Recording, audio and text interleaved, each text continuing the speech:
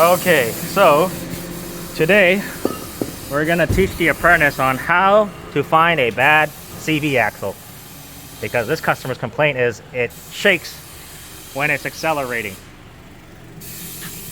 So I just got myself a concrete block and we're gonna put the weight of the car on it so only that side spins.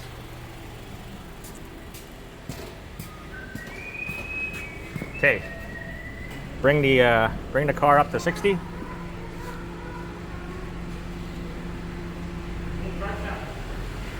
Okay, you can already feel it shaking, right? Yeah. Oh, hold it there. Yeah, you can feel the whole car shaking. Okay, bring it down, step on the brakes, put it in park.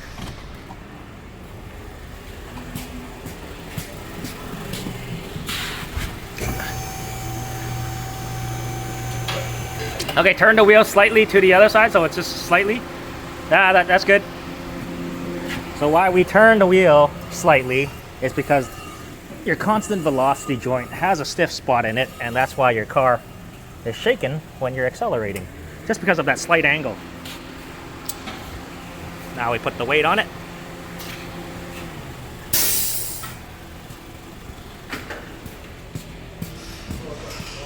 And yeah, go accelerate.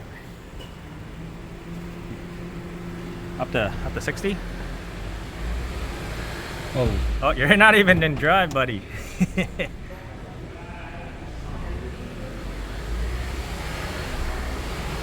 Okay, see, no shaking.